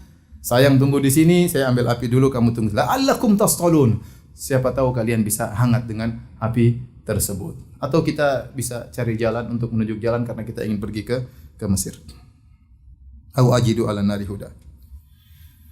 Jadi agar au ajidu ala nari huda, yaitu siapa tahu aku mendapat petunjuk di api tersebut. Maksudnya dua, yaitu bisa jadi dengan api tersebut kita bisa jalan menuju Mesir, atau kita ketemu dengan orang yang nyalain api tersebut sehingga dia bisa tunjukkan mana arah jalan menuju Mesir. Maka Nabi Musa pun pergi menuju tempat tersebut. Ya. Bayangkan ya, ini bagaimana perhatian Nabi Allah kepada Nabi Musa. Nabi Musa berjalan gelap-gelap, dingin-dingin, tahu-tahu Allah kasih petunjuk dari jauh. Ternyata Allah ingin bicara dengan Nabi Musa alaihissalam. Dan betapa sering kita ini yang imannya sangat pas-pasan ya. Sering Allah perhatian sama kita. Sering banget ya. Selalu sering. Banyak, bukan terlalu sering, selalu Allah perhatian sama kita. Sering kita tidak sadari, terkadang kita sadari. Dalam kondisi sulit, tahu Allah kasih apa? Solusi. Bahkan solusi dari arah yang tidak kita sangka-sangka. Terkadang Allah kasih rezeki dari arah yang tidak kita sangka-sangka. Dan banyak Allah beri solusi yang di luar pada nalar kita. Oleh karenanya seorang husnudzon kepada Allah Subhanahu wa taala dalam menjalani kehidupan. Nabi Musa alaihissalam dingin-dingin, gelap-gelap, terus Allah kasih cahaya yang dia tidak duga kalau itu Allah Subhanahu wa taala pencipta alam semesta. Maka dia pun pergi menuju cahaya tersebut. Maka kata Allah, "Falamma ataha nudiya ya Musa." Tatkala Nabi Musa sampai ke tempat tersebut, nudiya ya Musa, maka diserulah dipanggil, "Ya Musa." Subhanallah, ada suara memanggil Musa dengan namanya. "Ya Musa, inni ana rabbuka fakhla'na 'alaika innaka bil wadil muqaddasi tuwa." Sungguhnya aku adalah Rabbmu. Aku Tuhanmu, wahai Musa. Aku yang menciptakan engkau. Ya, aku yang beri rezeki kepadamu. Aku yang memperhatikan engkau. Inni ana rabbuka fakhla'na 'alaik. Bukalah kedua sendalmu. Innaka bil wadil muqaddasi tuwa. Sungguhnya engkau sedang berada di lembah yang suci yang bernama Tuwa. Kenapa Nabi Musa disuruh buka sendal? Ada beberapa pendapat ya. Di antaranya ada yang mengatakan Nabi Musa karena lembah tersebut berkah, Allah menyuruh Nabi Musa membuka kedua sendalnya agar kaki Nabi Musa menyentuh keberkahan lembah tersebut. Ada yang mengatakan Allah mengajari Nabi Musa beradab, bagaimana bertemu dengan Rabbul Alamin. Tidak pantas untuk apa? Memakai sendal. Maka Nabi Musa buka sendal. Ini dalil bahwasanya pentingnya adab. Ya. Kalau seorang bertemu dengan orang lain, bertemu dengan pemimpin, dia harus beradab. Bertemu dengan ulama, dia harus beradab. Bertemu dengan orang tuanya, dia harus beradab. Bertemu dengan orang yang punya jasa sama dia, dia harus beradab. Ya, apalagi Nabi Musa bertemu dengan Rabbul Alamin. Fakhla'na 'alaika. Allah ajarkan adab sebelum Allah berikan wahyu kepada Nabi Musa. Innaka bil wadil muqaddasi tuwa. Sungguhnya kau sedang berada di lembah yang suci. Kemudian kata Allah Subhanahu wa taala, "Wa ana ikhtartuka fastami' lima yuha." Dan aku yang telah memilihmu sebagai seorang rasul. Fastami' lima yuha, maka dengarkanlah wahyu yang akan aku sampaikan kepadamu. Dengarkanlah wahyu yang akan aku sampaikan kepadamu. Ini dalil bahwasanya kenabian adalah ikhtiar, istifa, pilihan dari Allah Subhanahu wa taala. Bukan suatu yang diusahakan. Ya. Allah berhak memilih siapa saja yang Allah jadikan rasul. Wallahu a'lamu haitsu yaj'alu risalatah. Allah lebih tahu kepada siapa Allah harus jadikan dia seorang rasul. Allah meletakkan risalah kepada siapa. Ya, tidak ada namanya kenabian diusahakan. Ya, sebagaimana pendapat Ibnu Sina yang mengatakan bahwasanya kalau yang jadi nabi bisa berusaha dengan latihan-latihan khusus dan yang lainnya. Itu enggak benar. Ya. Nabi Musa tidak pernah latihan jadi nabi, tahu-tahu jadi apa? Nabi. Nabi Muhammad SAW tidak pernah latihan jadi nabi, tahu-tahu jadi nabi. Makanya justru malaikat Jibril datang, dia ketakutan. Ya. Tidak sangka bakalan diangkat menjadi seorang nabi. Ya. Intinya kenabian adalah pilihan. Kata Allah, "Wa ana ikhtartuka." Subhanallah. Kenikmatan yang luar biasa. Allah milih Nabi Musa di antara sekian banyak manusia menjadi utusan Allah Subhanahu wa taala. Fastami' lima yuha. Dengarkanlah apa yang diwahyukan kepada engkau. Innani anallahu la ilaha illa ana. Sungguhnya aku ini adalah Allah. Allah memperkenalkan dirinya. Engkau Musa, aku sudah tahu, wahai Musa. Adapun aku, innani anallah. Aku adalah Allah, Tuhanmu. La ilaha illa ana. Tidak ada yang berhak disembah kecuali aku. Fa'budni, sembahlah aku. Wa aqimis salata li dzikri. Dan dirikanlah salat untuk mengingatku. Dirikan salat untuk mengingatku. Apa makna dirikan salat untuk mengingatku? Maka di sini ada 3 pendapat disebutkan oleh para ulama. Yang pertama, wa aqimis salata li dzikri, yaitu dirikanlah salat agar kau mengingatku. Dirikanlah salat agar kau mengingatku. Karena zikir adalah ibadah yang sangat agung. Ibadah yang sangat disenangi oleh Allah Subhanahu wa taala. Allah suka hambanya berzikir kepada Allah, ya. Maka Allah suruh Musa untuk salat. Wa aqimis salata li dzikri, dirikanlah salat untuk mengingatku. Ini pendapat pertama. Li dzikri, ya. Pendapat yang kedua, li dzikri, dirikanlah salat agar aku mengingatmu secara khusus. Jadi kalau Anda ingin diingat oleh Allah, diperhatikan oleh Allah secara khusus, dirikan apa? Salat. Kata Allah, "Fadhkuruni adzkurkum." Ingatlah aku, niscaya aku akan mengingat engkau. Allah tahu semua hambanya. Allah mengingat semua hambanya. Tidak ada yang dilupakan oleh Allah. Tapi ada pengingatan khusus, yaitu kalau kau ingin diingat oleh Allah secara khusus, diperhatikan oleh Allah secara khusus, maka tegakkan apa? Salat. Semakin seorang dia akan salat, dia semakin dikenal oleh Allah Subhanahu wa taala, semakin diperhatikan khusus oleh Allah Subhanahu wa taala. Pendapat yang ketiga, wa aqimis sholata li dzikri, yaitu dirikan salat untuk mengingatku. Artinya, kapan kau lupa dari salat, begitu kau ingat maka salatlah. Ya. Makanya dalam hadis kata Nabi sallallahu alaihi wasallam, "Man nama an salatin aw nasiyaha falyusalliha idza dzakaraha." Barang siapa yang ketiduran dari salat atau lupa, maka hendaknya dia salat ketika dia ingat. Karena Allah berfirman, "Wa aqimis sholata li dzikri." Dirikan salat karena mengingatku.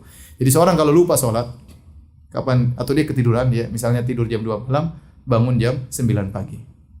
Begitu dia terjaga, dia hendaknya salat subuh meskipun jam 9 pagi. Atau dia lupa salat zuhur. Allah alam kenapa dia lupa ya? Mungkin dia pas zuhur lagi acara dengan teman, biasanya dia salat di masjid, enggak bisa salat di masjid, dia lupa, tahu-tahu dia jalan sampai asar, dia salat asar. Sudah 5 menit lagi maghrib baru dia ingat, ya Allah saya belum salat zuhur. Apa yang dilakukan? Wa aqimis sholata li dzikri. Segera salat kalau kau ingat meskipun di waktu terlarang. Salatlah apa? Zuhur. Jadi kalau orang lupa kapan dia salat, kapan dia ingat, dia kerjakan. Saya pernah begitu, salat Isya saya lupa. Ada tamu saya jemput, habis maghrib kejebak macet, saya ketemu dengan kawan saya, ngobrol terus, kemudian selesai belum salat Isya, pulang ke rumah tidur. Subhanallah, bangun sebelum subuh, tiba-tiba oh iya saya belum salat apa? Belum salat Isya. Maka saya salat Isya. Meskipun saya ingat besoknya juga tetap tidak ada masalah. Misalnya saya ingat minggu depan, wih ternyata minggu lalu saya belum salat Isya. Salat kali itu enggak ada masalah. Wa aqimis sholata li dzikri. Jadikanlah salat untuk mengingatku. Taib. Di sini ada faedah tentang ayat ini berkaitan dengan akidah Ahlus Sunnah wal Jamaah. Ya. Ahlus Sunnah wal Jamaah meyakini Allah Subhanahu wa taala Maha berbicara. Dan Allah berbicara dengan suara yang didengar. Dan Allah berbicara dengan bahasa apa saja yang Allah kehendaki. Dan Allah berbicara dengan topik apa saja yang Allah kehendaki. Dan Allah berbicara dengan siapa saja yang Allah kehendaki. Maka disebut dengan Maha berbicara. Ini akidah Ahlussunnah jelas. Semua orang tahu Nabi Musa ngobrol bicara sama-sama Allah Subhanahu wa taala. Terjadi Allah bertanya, Nabi Musa jawab, Allah bertanya, Nabi Musa timbal balik antara Allah dengan Nabi Musa.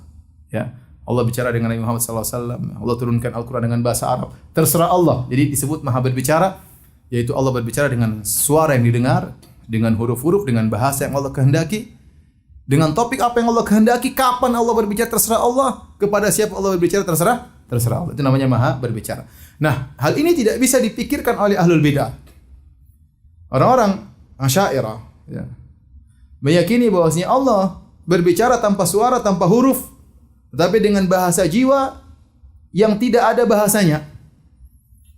Karena Allah sifatnya jamid, statis, tidak pernah berubah dari azali sampai sekarang. Allah tidak boleh mengalami perubahan.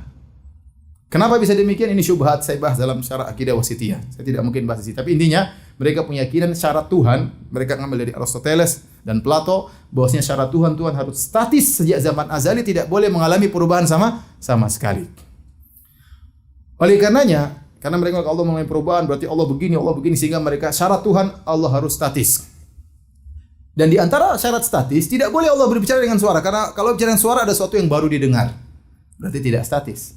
Kalau berbicara dengan huruf, berarti ada huruf yang bersambung, alif, lam, mim. Ini enggak bisa, tidak bisa bagi Allah Subhanahu wa taala. Mereka terjebak dengan pemahaman falasifah, ahli filsafat, akhirnya mereka tidak terima ayat ini bahwasanya Allah berbicara dengan Nabi Musa dengan sesuatu yang didengar. Kata mereka Allah bicara dengan bahasa jiwa.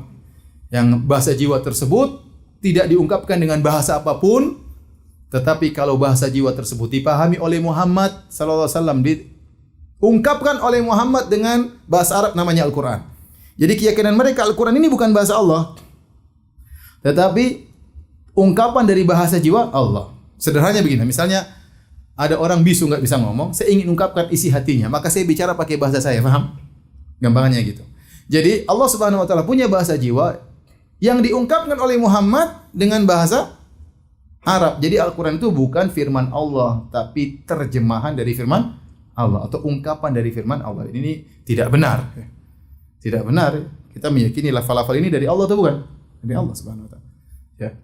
Oleh karenanya Bantahannya dalam ayat ini. Pertama, Allah mengatakan, ya. Terus kata mereka, ya, kita tanya sama mereka. Allah berfirman, ya.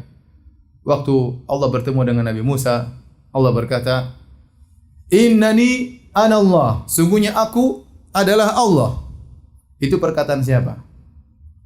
Allah atau malaikat? Allah. Allah atau malaikat? Allah. Enggak mungkin malaikat mewakili Allah berkata, karena mereka mengatakan itu malaikat yang ngomong. Kalau malaikat yang mewakili Allah mengatakan, "Aku adalah Allah," kafir atau tidak? Kafir malaikat tersebut. Gimana malaikat berani mengatakan aku adalah Allah? Beda kalau malaikat mengatakan sungguhnya dia adalah Allah, ya Bu. Mungkin itu perkataan malaikat, tapi perkataannya aku. Innani, sungguhnya aku, sungguhnya aku ini adalah Allah. Bagaimana itu perkataan malaikat? Itu jelas Allah yang ngomong langsung. Karena enggak mungkin malaikat mewakili, ya. Misalnya presiden nyuruh menterinya, dia mengatakan, "Sungguh saya ini presiden," ya pasti salah, bohongin deh. Dia bilang sungguhnya presiden berkata, pakai kata ganti orang ketiga, oke lah. Tapi dia sekarang pakai domir mutakallim, kata ganti orang pertama. Innani anallah, sungguhnya aku adalah Allah. Maka yang jelas yang ngomong bukan malaikat. Bahkan Allah mengancam tentang malaikat, kata Allah Subhanahu wa taala, "Wa may yaqul minhum inni ilahun min duni fadzalika najzihi jahannam." Barang siapa di antara malaikat yang berani ngomong, aku adalah Tuhan selain Allah, kami akan balas dia dengan neraka jahanam. Jadi ini yang ngomong siapa? Allah. Bukan malaikat. Kalau seandainya yang ngomong malaikat bukan Allah, maka buat apa Nabi Musa diberi gelar Kalimullah, yang berbicara langsung dengan apa? Allah. Nah, enggak usah Nabi Musa, manusia saja bisa ngomong sama malaikat. Dalam banyak hadis Allah kirim malaikat ngomong siapa? Sama manusia. Kalau ternyata yang ngomong ini bukan Allah, berarti Nabi Musa tidak istimewa. Paham tidak? Taib. Kemudian Allah berkata, "Fastami' lima yuha." Dengarkanlah apa yang diwahyukan kepadamu. Kata Allah, "Wa ana ikhtartuka fastami' lima yuha." Sungguhnya akulah yang memilih engkau wahai Musa, dengarkanlah apa yang diwahyukan kepadamu. Berarti yang didengar suara atau bukan? Berarti Allah bersuara atau tidak? Bersuara. Nabi Musa dengar perkataan Allah. Apa yang didengar oleh Nabi Musa? Innani anallah, aku adalah Allah. Orang-orang Asy'ariyah mengatakan Allah tanpa suara. Yang gimana ini? Terus Nabi Musa dengar perkataan siapa? Fastami' lima yuha, dengarkanlah. Ya. Kalau kata mereka firman Allah adalah makna enggak bisa didengar. Makna dipahami, bukan didengar. Paham? Kata mereka firman Allah itu makna, bukan suatu suara yang didengar. Ya, bagaimana sementara Allah mengatakan dengarkanlah. Kalau makna ya renungkanlah, bukan dengarkanlah. Fikirkanlah, itu baru makna.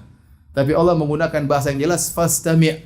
Ya, simaklah, dengarkanlah. Lima yuha yang akan diwahyukan kepadamu. Apa isinya? Innani anallah. Sungguhnya aku adalah Allah. Ini sederhana intinya untuk membantah ahlul bidah yang mereka terlanjur terkena dengan filsafat, racun filsafat sehingga mereka mentakwil-takwil sifat Allah Subhanahu wa taala. Dan ini menyelisih akidah Ahlussunnah secara umum, akidah kaum muslimin secara umum. Semua kaum muslimin di alam semesta ini kalau buka Al-Qur'an mereka mengatakan ini firman Allah. Mereka berkata, dengarkanlah firman Allah. Kalau terjemahan baru mereka mengatakan sari tilawah firman apa? Allah. Enggak ada yang mengatakan, oh ini perkataan Muhammad disarikan dari firman Allah yang bahasa jiwa. Enggak ada yang pernah ngomong gitu. Taib. Kemudian kata Allah Subhanahu wa taala, ya. Inna sa'ata atiyatun akadu ukhfiha. Sungguhnya hari kiamat akan tiba wahai Musa. Akadu ukhfiha, hampir-hampir aku menyembunyikannya. Maksudnya kata para ulama, kalau boleh aku sembunyikan tentang kapan hari kiamat, kepada diriku aku akan sembunyikan. Namun tidak mungkin disembunyikan kepada Allah karena Allah Maha mengetahui.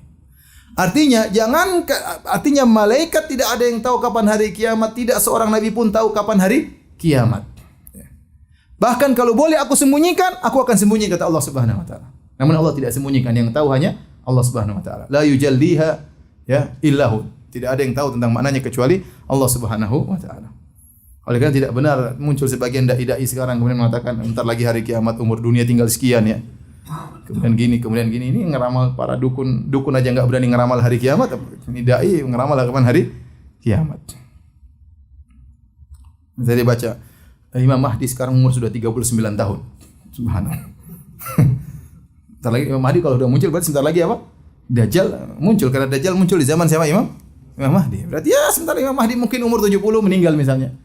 Ya bentar lagi hari kiamat berarti. Dari mana Imam Mahdi? Udah ketemu dengan Imam Mahdi, kenalan sama Imam Mahdi.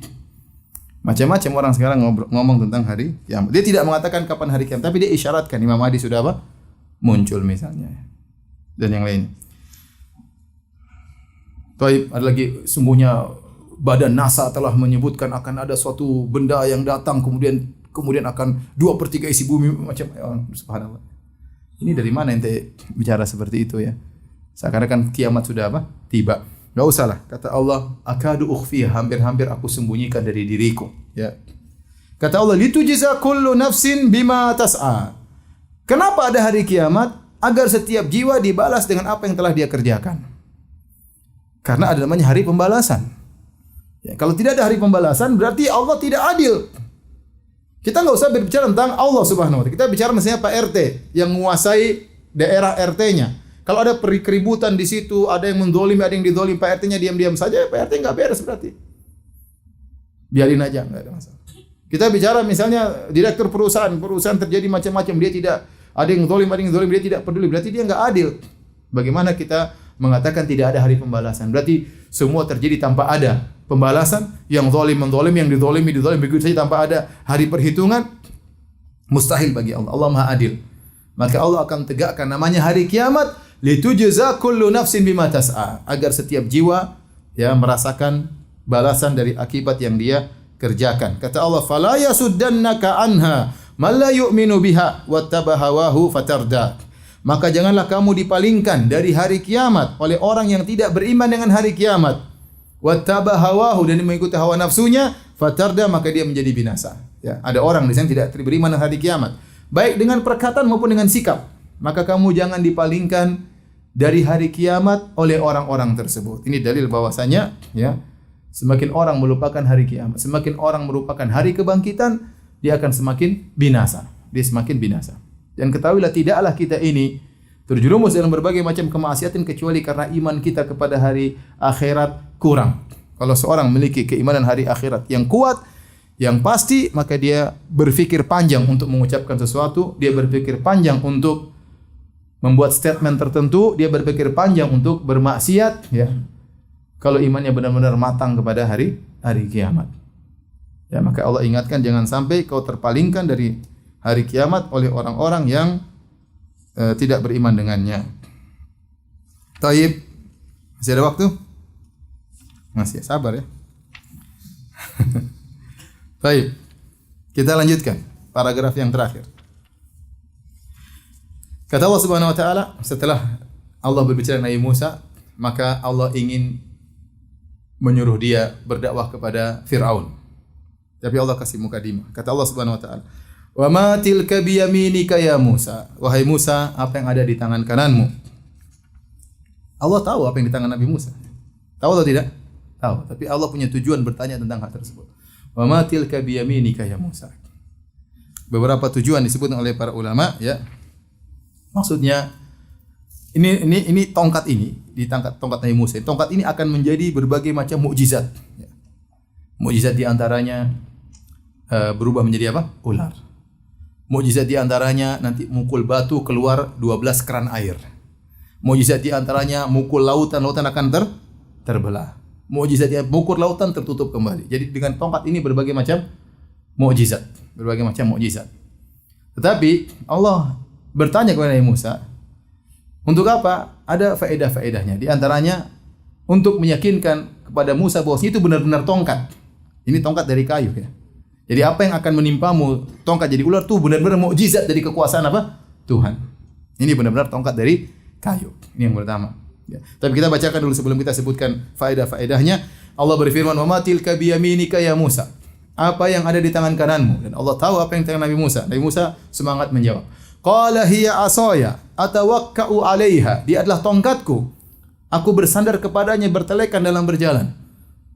Wa ahusyu biha ala ghanami, dan aku menjatuhkan dedaunan tumbuh-tumbuhan untuk dimakan oleh kambing-kambingku. Kata para ulama, kambingnya kecil-kecil. Tidak mampu untuk ngambil daun di atas pohon. Maka Nabi Musa cari daun untuk kambing-kambing tersebut. Caranya bagaimana? Ada yang mengatakan dia pukulkan tongkatnya di pohon. Ada yang mengatakan tongkatnya di ujungnya begini. Dia gantungkan tongkatnya di dahan kemudian digoyang-goyang. supaya daun apa? Berjatuhan, atau dia tarik daun supaya jatuh dimakan oleh kambing-kambingnya. Maka dia mengatakan, atawakka'u 'alaiha wa ahussu biha 'ala ghanami. Aku gunakan tongkatku untuk mencari dedaunan buat kambing-kambingku. Waliya fiha ma'aribu ukhra, dan aku punya keperluan-keperluan yang lain. Kata Allah, qala alqiha ya Musa. Wahai Musa, lemparkanlah tongkatmu. Ya Musa lempar. Fa idza hiya hayyatun tas'a, tiba-tiba menjadi ular yang bergerak-gerak. Disebut dalam ayat yang lain, Nabi Musa pun kabur. Begitu lihat tongkat jadi ular, Nabi Musa pun kabur, bukan mundur begini, tapi langsung balik, langsung lari. Kalau mundur kan masih ketakutannya sedikit, mundur pelan-pelan. Tapi kalau balik langsung kabur itu namanya takut sekali. Kata Allah, aqbil wala takhaf. Wahai balik kaum Musa, jangan takut. Suruh balik. Ambil, khudha wala takhaf. Ambil tuh ular. Namanya manusia takut lihat ular besar ya, bergerak-gerak ya. Sanu'iduha sirataha ula. Kami akan ulangi lagi dia menjadi tongkat, dan akan tongkat itu menjadi ular lagi. Tapi ini beberapa faedah dari ayat ini. Kata para ulama, kenapa Allah mengatakan wahai Musa, apa yang di tangan kananmu? Nabi Musa jelas ini tongkatku, aku gunakan gini. Kata para ulama, agar Allah meyakinkan wahai Musa, sungguhnya itu benar-benar tongkat, dan tongkat ini akan mengalami keajaiban-keajaiban. Benar-benar kayu, yang kau pegang itu benar-benar kayu, dan apa yang terjadi itu karena aku Tuhan yang merubah itu semua. Ya. Kemudian yang kedua, kata para ulama, Allah Subhanahu wa taala ya ingin menjelaskan kepada Musa bahwasanya Allah mampu merubah segala sesuatu dengan cepat. Dengan cepat, tongkat lempar tiba-tiba berubah menjadi apa? Ular. Tanpa ada proses kemudian membesar, kemudian enggak. Trek langsung jadi apa? Ular. Dengan begitu cepat. Kemudian diambil langsung jadi tongkat juga dengan begitu cepat. Yang Allah ingin jelaskan bahwasanya hari kiamat sangat mudah. Allah kalau ingin rubah, ingin menghancurkan matahari, ingin matahari berhenti terbit dari barat, semuanya mudah. Kun fayakun. Innama amruna idza arada innama qauluna li syai'in idza aradnahu an naqula lahu kun fayakun. Kalau yang berkehendak sesuatu, Allah tinggal mengatakan kun fayakun. Ya. Jadi untuk meyakinkan adanya hari kiamat, Allah tunjukkan bagaimana tongkat bisa Allah rubah langsung menjadi apa? Menjadi ular, dan ular langsung bisa berubah menjadi tongkat. Kemudian di antara faedahnya yaitu Allah ingin lembut kepada Nabi Musa, karena Nabi Musa sendirian, kemudian ketakutan, ketemu dengan Allah Subhanahu wa taala di tengah kegelapan ya. Maka Allah ajak ngobrol gampangannya. Apa di tangan kananmu wahai Musa? Nabi Musa jawab, tenang, ini buat ini. Kalau ya Musa lempar tongkat langsung kaget, tapi pelan-pelan. Allah buat dia hilang daripada wahsyah itu, kesendirian. Jadi Allah ngobrol dengan Nabi Musa. Oleh karenanya kata para ulama, kalau antum ingin berdakwah juga kasih muqaddimah ya. Jangan langsung datang ke orang lagi makan langsung. Sungguhnya seluruh bid'ah sesat. Orang lagi makan, assalamualaikum, waalaikumsalam. Sungguhnya hari kiamat akan tiba. Tubuhmu semua akan jadi tulang belulang. Ya enggak bisa. Datang pada cewek, hari kiamat akan tiba. Ini tubuhmu yang, wajahmu yang cantik akan dimakan ulat. Suatu saat akan tiba. Ya, orang enggak akan terima. Semuanya butuh dengan apa? Muqaddimah. Bahkan lihat Allah Subhanahu wa taala berbicara Nabi Musa dengan perkara yang dia cintai. Nabi Musa suka sekali dengan tongkatnya. Makanya waktu ditanya, "Untuk apa Musa?" Cerita macam-macam. Waliya fi buat ini, masih banyak kebutuhan yang saya gunakan dengan tongkat ini. Allah kayak masuk dalam apa namanya? Dalam pikiran Nabi Musa untuk membuat dia senang dan mudah untuk menerima perintah. Maka kita pun kalau berdakwah muqaddimah.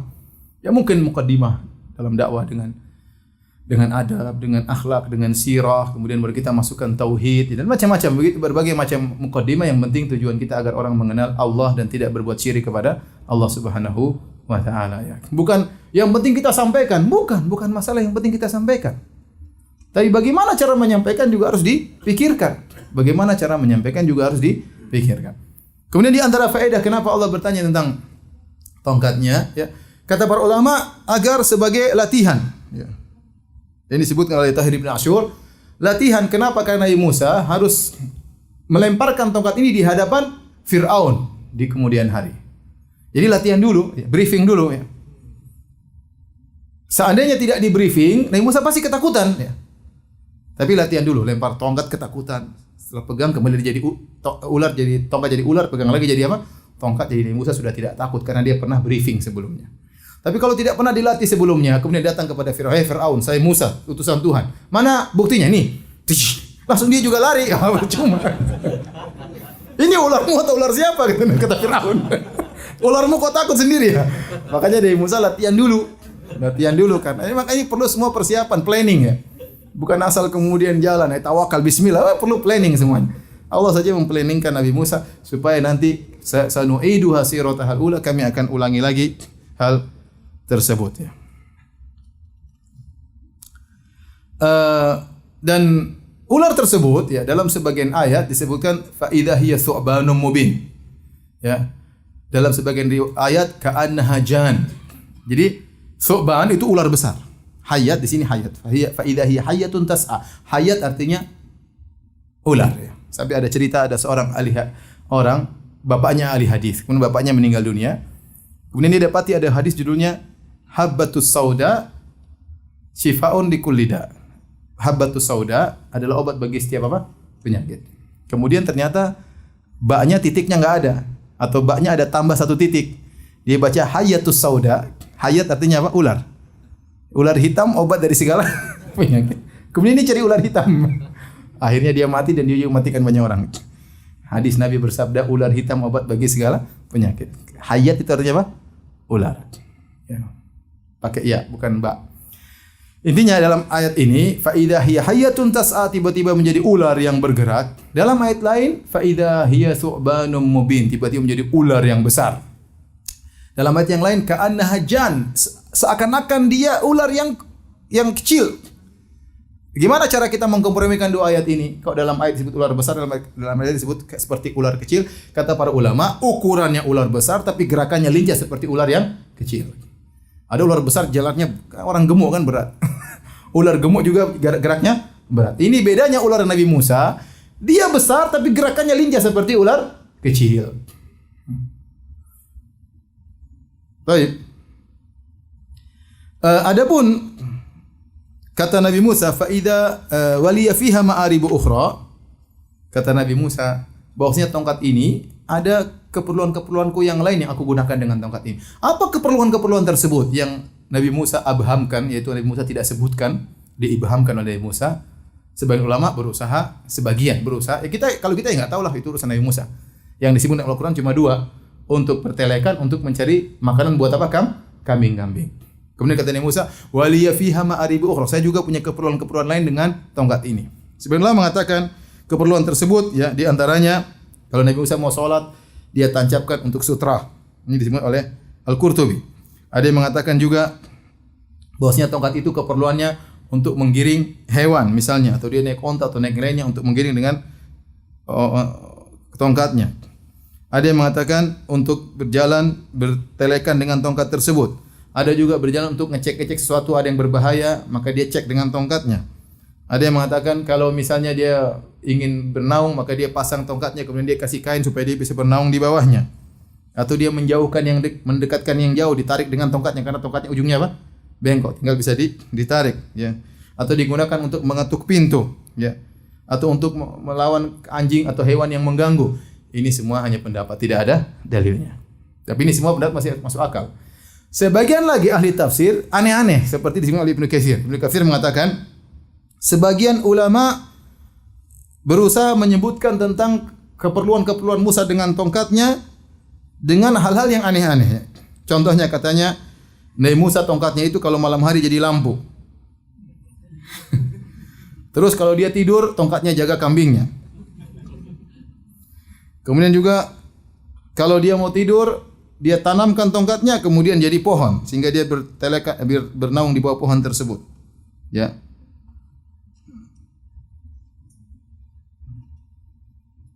Dan ini semua tidak benar ya. Kata Ibnu Katsir kalau ini benar, ya Nabi Musa sudah terbiasa dengan tongkatnya yang ajaib. Kalau berubah jadi ular, Nabi Musa tidak ketakutan. Tapi waktu berubah jadi ular, Nabi Musa langsung apa? Kabur. Kemudian juga kalau memang bisa jadi apa namanya cahaya, bisa jadi pohon, tentu dia akan tunjukkan di hadapan Firaun, nih tongkatku jadi pohon. Tapi enggak. Jadi ini semua Israiliyat. Kata kata Ibnu Katsir itu semua tidak benar, itu adalah kisah-kisah Israiliyat, jadi tidak bisa dijadikan pegangan. Kemudian kata Allah Subhanahu wa taala,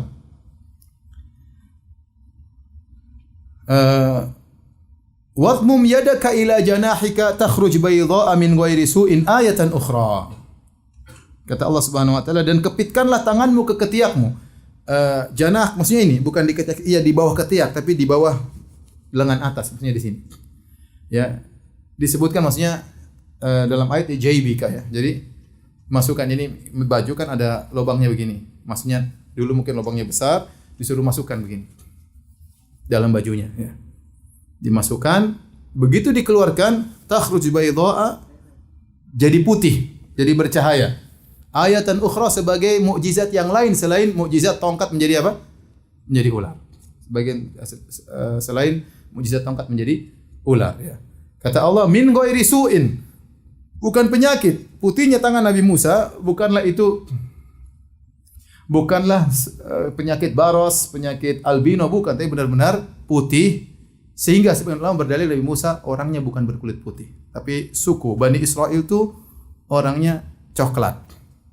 Tidak apa? Tidak putih. Makanya ini ada mukjizatnya, tangannya didekap keluar menjadi apa?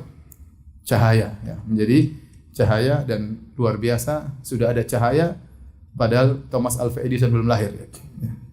Ini mukjizat ya.